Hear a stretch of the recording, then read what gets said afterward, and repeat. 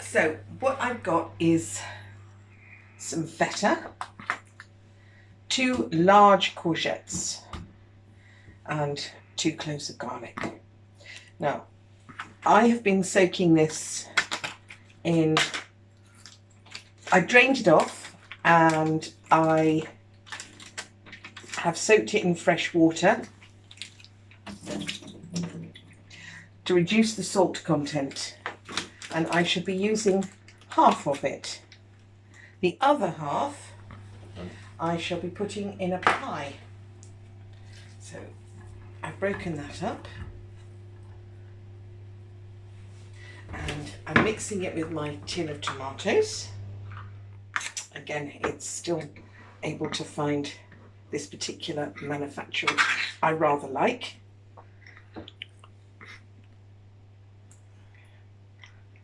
And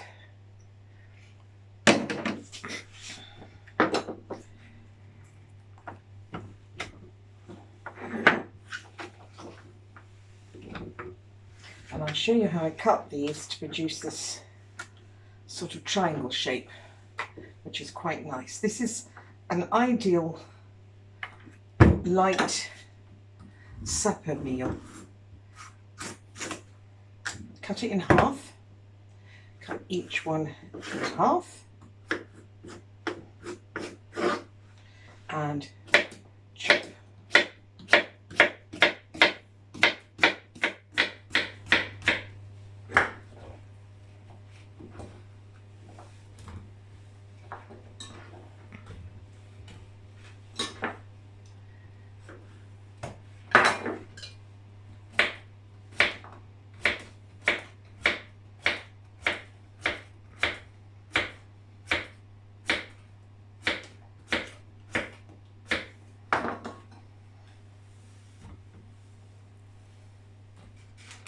I shall fill this back up with water so that the salt content is less, but I might even make the pie. I'm going to go and have a shower while this cooks, and then I shall put my pie in after that, so it's not really very difficult.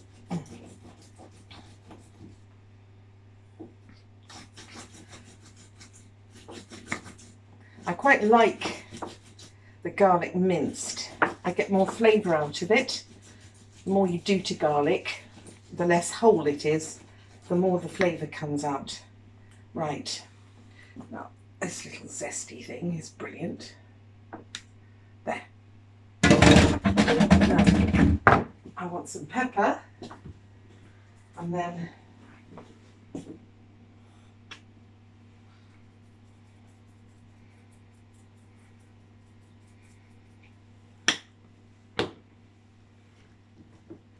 now, by soaking it, it's got a reduced, but it's still salty, the feta cheese.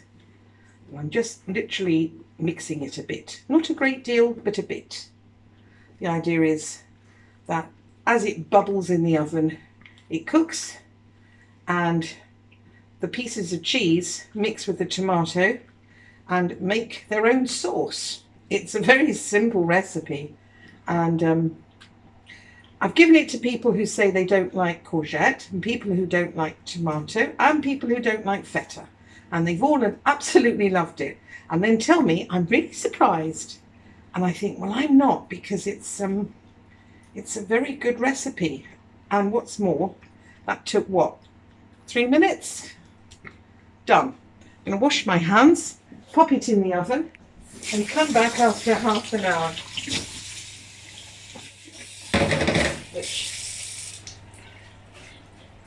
It's going into an oven 175 on fan, and as you can see, I've got the eggshells there, and they're just heating up with the spare heat.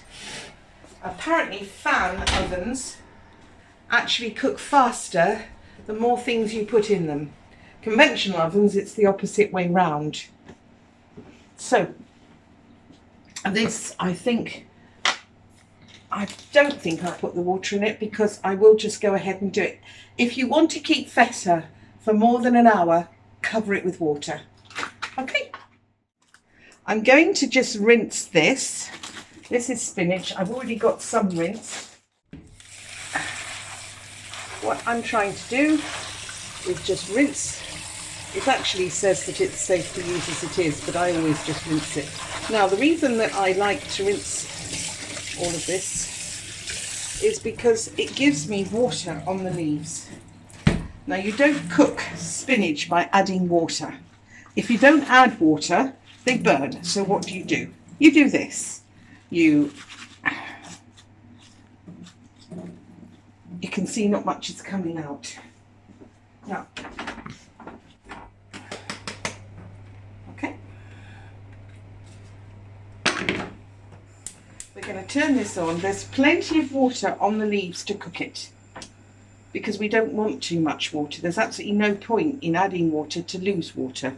You often see people on the internet doing that and on television shows, and I always think it's a bit silly. So we're going to just wilt these leaves, and then they'll cool a little bit so I can mix the feta in with them after my shower, which I was going to take, but then I thought I'll burn my fingers with this. So this is fresh spinach. There's no reason on earth why you can't open a tin of spinach and compress it, squeeze it through a strainer like this, leave some water but not a lot, and you'll end up with the same spinach again. The other thing you can do is leave to slowly come to room temperature, probably take it out in the morning and cook it for lunch. Frozen spinach. Frozen spinach probably works out cheaper, but I'm lucky. Paul bought me some of this and it's rather nice, and I often will put this into salads as well, because if you wilt your spinach a little before adding it to a salad, it's so much nicer. And you can see it's just going down into nothing. It didn't need any more water. There's plenty of water. It doesn't stick. It's not a problem. It's quite good, isn't it? But this is the time of year you get very nice spinach. This is spring. By the time you get to summer and it's gone tough, I don't think I'd be doing it like this. I would be putting some oil and I would be cooking it quite a bit and chopping it. I don't even think I'll bother to chop this. It's small, young, tender leaves. There we are. It's beginning to wilt. Cooking is so easy, isn't it? There's really nothing to it. And I'll add the pepper now to save me doing it when I come back.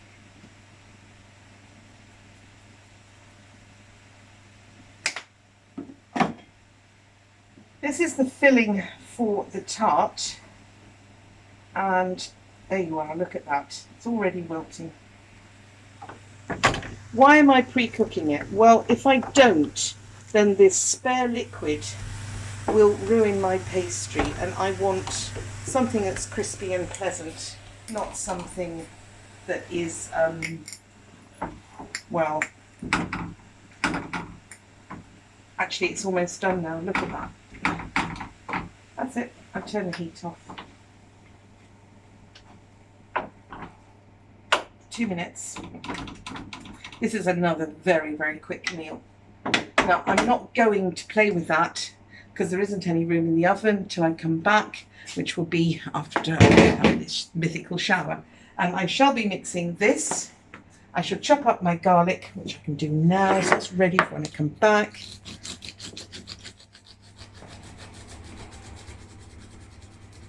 And then I'll mix all of those together and put it in this. Now, because I've only got one, I will not be making a big round circle.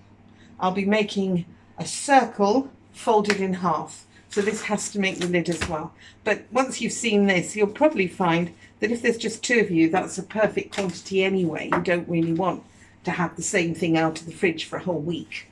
So it's a good way of getting things done. So I'll leave that to cool and we'll come back. Right, well, I've had my shower and I feel much better. And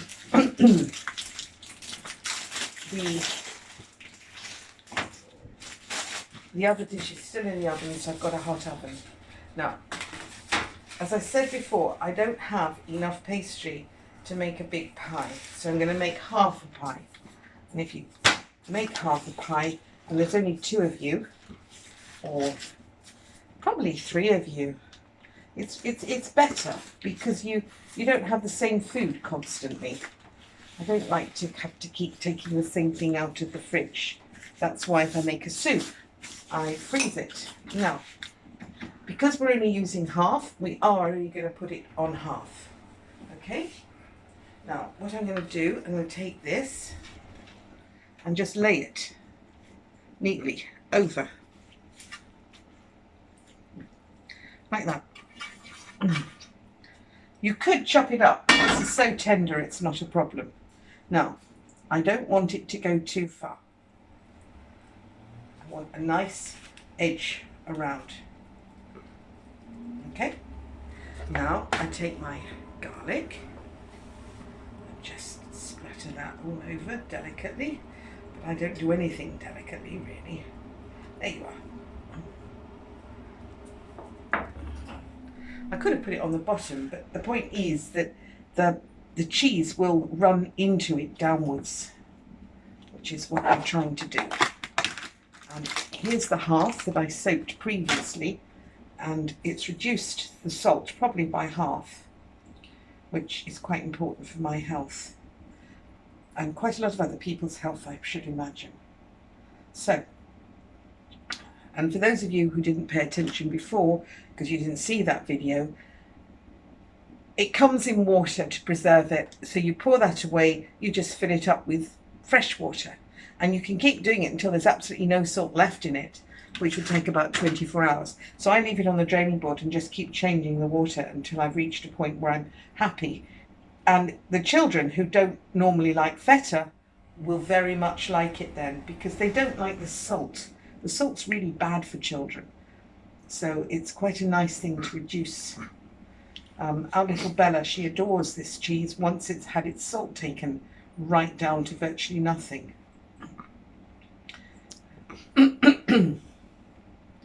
So as you can see, I'm just breaking it up and crumbling it over the surface.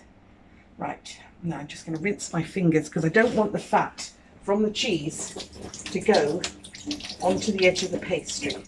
I just want pure water, which is what I've got here. So this is water, nothing else. And I just pop it around the edge.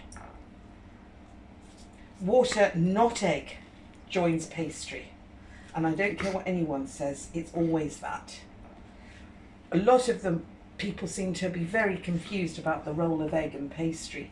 The roll of egg is just to make it look pretty. It does not make it stick. If you want it to stick to itself, you add water, not egg. Right, now watch, because this took me a long time to learn. We're aiming to get it over there. If I pull, you can see it will distort. So lift up your paper, right? Use that to go right over. You can slide it back till you see the edge, like now. But what you've now got, you can actually peel it off and it works. Once you've got cheese all over this edge, it will never stick and you will have made a mess. So use your paper. It supports it and it's there. This all comes rolled up with paper. But if it doesn't, you can still add your paper and use it.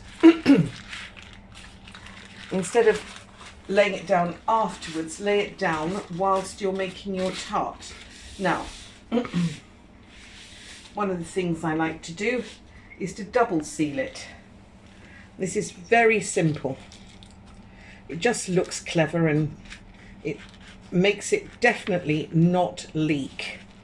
Leaky pastry is a disaster. It just doesn't look nice. You lose all the filling. It'll then make it stick to something. It'll roll down onto the oven. It'll burn. It's just a long series of disasters. And this very simple little roll looks terribly professional. And as you can see, there's nothing to it. Now, I take the very, very far edge and tuck it underneath because I really don't want it. Now, the next little trick you need to be aware of is what you haven't got. Now,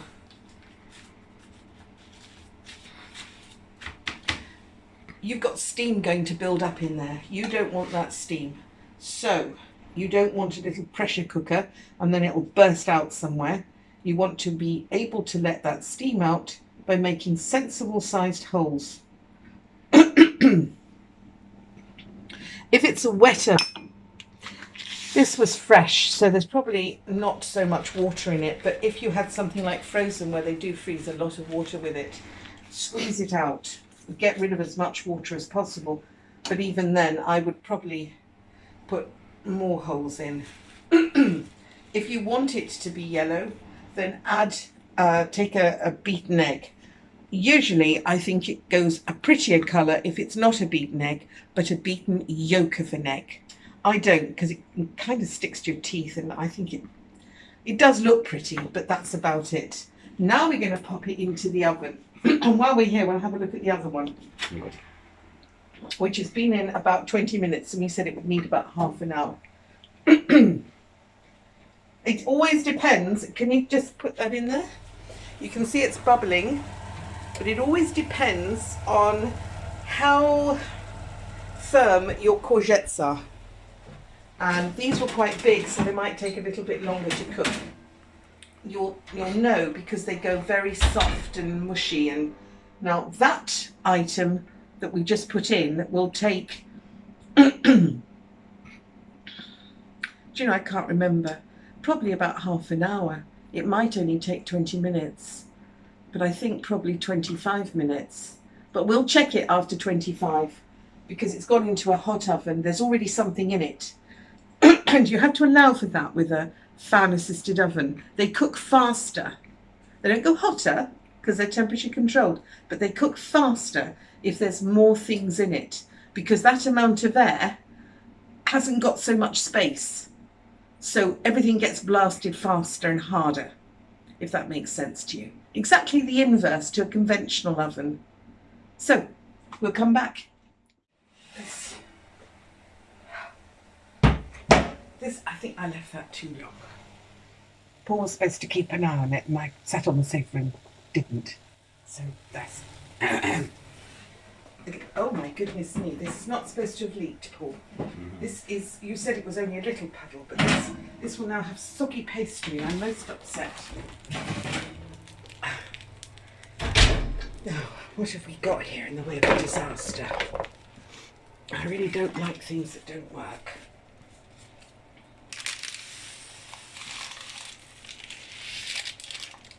Well, I don't know why this is okay, this half, but where it's leaked, now this is what I was trying to avoid.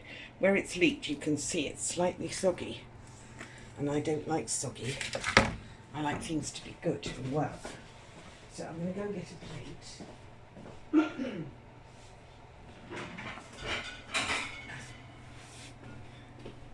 Now, we made a rule that works along the lines of we don't cheat.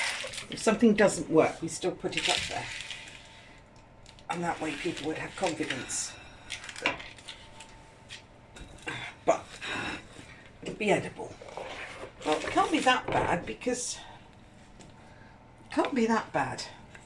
I think it's not that bad. It's got a puddle, but it shouldn't have anything go wrong. But never mind. I've made this tart, well, I should think 50 times. That sounds nice.